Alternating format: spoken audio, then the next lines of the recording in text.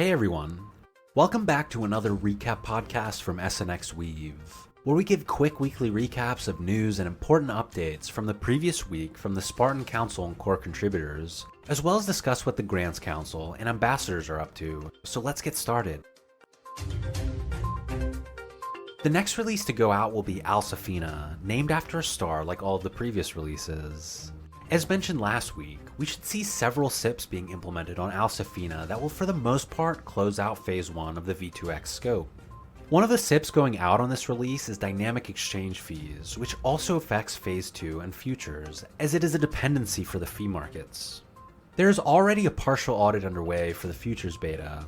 The audit was originally scoped at 4 weeks to complete, and 2 to 3 weeks is already done. Once the auditors receive the remaining code, it should be complete in about a week. The hope is to get the code wrapped up and get these remaining bits ready for audit before ETH Denver. As for Phase 2, Debt Shares will be the first release and will go out on its own, independent of the other Phase 2 SIPs.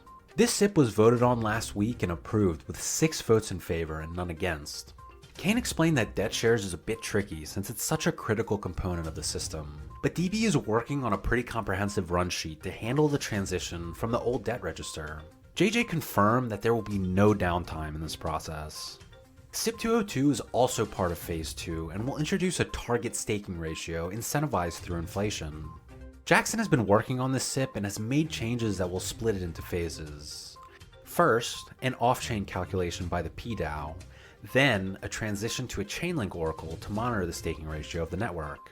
He got some feedback from Arthur, who said there might be an issue with high ratio users skewing the calculation. Kane said, however, there's a pretty strong incentive to not have your ratio too high because you would be giving up a lot of rewards. The council said this SIP is looking like it could be implemented fairly quickly, possibly before ETH Denver. The remaining SIPs of Phase 2 will then be SIP 198 to update the atomic exchange functionality, and SIP 203 for volume source fees. There is still ongoing discussion surrounding these two SIPs and whether they should be pushed to V3. Since they are still several weeks away, the team will assess this decision post-offsite once the core contributor resources are better allocated for V3. And speaking of V3, there should be some drafts of the initial scope circulating soon. The community has been really looking forward to the synth teleporters, so Kane will be putting together a high-level overview of this SIP, as well as the debt migration SIP, so the community can start looking at them. Since the debt synthesis is a dependency for synth teleporters, there will most likely be a post-offsite implementation. During the Spartan Council meeting, Caleb brought up issues around communication with partner protocols. Kane mentioned that he has a weekly call with Lyra and Quenta to discuss strategy, on top of the communication channels that are already set up for cross-protocol communication. It was suggested that a similar meeting be added for product-level updates and to discuss what's been delivered.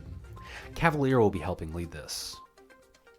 In Grants Council updates, the team has been finalizing their budget for this epic and should hear back from the Treasury Council soon with approval or feedback on what they submitted. They were also contacted by Gitcoin in regards to participating in another funding round similar to the one in December.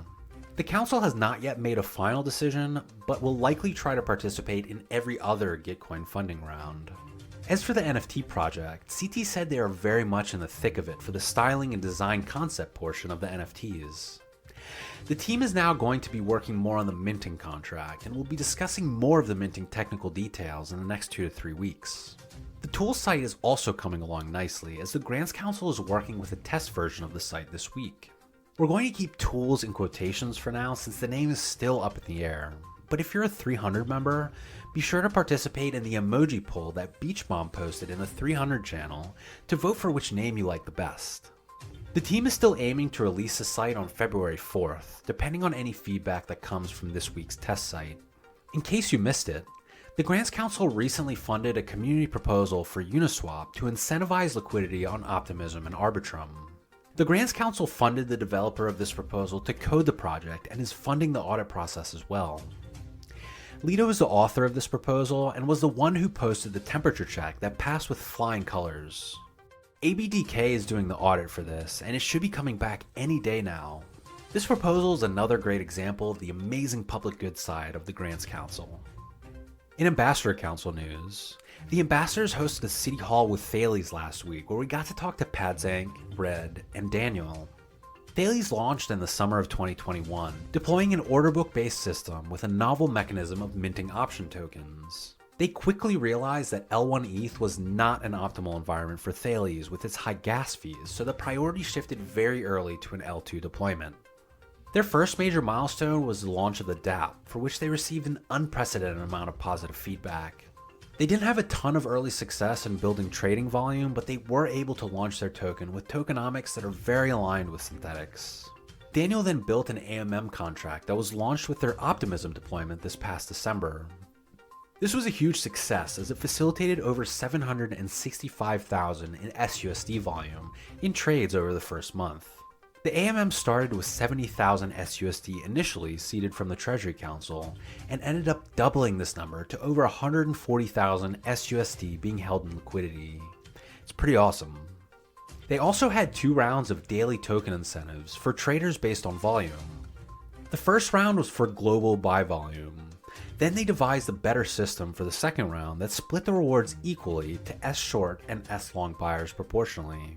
Rather than renewing for a third round, Thales has instead integrated staking on Optimism. This will introduce bonus rewards on top of the base inflation rewards. On L1 there were 50,000 Thales tokens weekly, and on L2 there will be around 70,000 Thales tokens in rewards weekly. Stakers can also make bonus rewards on top of that if they're SNX stakers, traders on Thales, or Thales Royale participants, kind of like gamified staking. Podzank further explained that there will be a token migration to Optimism tomorrow, February 2nd, that will add bonus rewards on top of the base inflation rewards. This system will replace the current standalone SNX staking reward system and better align the rewards with SNX staking. This is very exciting since users who are staking both will now get much more out of it than with the original tokenomics. And since it was approved by the community and formally voted on, all stakers will be auto-migrated. But there's no need to worry, you still reserve the right to opt out of this for any reason. As for the Thales Council, the first one was voted on by SNX stakers, but the second one was voted on by Thales stakers in December. Their goal is to do everything as publicly and transparently as possible, and they have been very happy with the way the council and governance in general have played out so far. They inherited several governance systems from synthetics such as the Treasury Council, PDAO, etc., so this has helped with having such a smooth deployment. And in exciting news, Thales Royale has returned to Optimism as of yesterday, and this time it's here to stay. This ETH price prediction, winner-take-all positioning game is super addicting, and we're very excited to have it officially on mainnet. There's a 30 SUSD buy-in and a 1000 SUSD seed reward in the pod, so join the fun. It was quite clear from the City Hall that Thales has had a great deal of success since its founding last year, and they continue to remain on an upward trend. Be sure to check out the recording if you missed this great call. And that's it for today's updates. Be sure to check out our weekly recap blog post, share this podcast link, and let us know what you think and what you'd like to hear more about from SNXweave. Thanks for listening.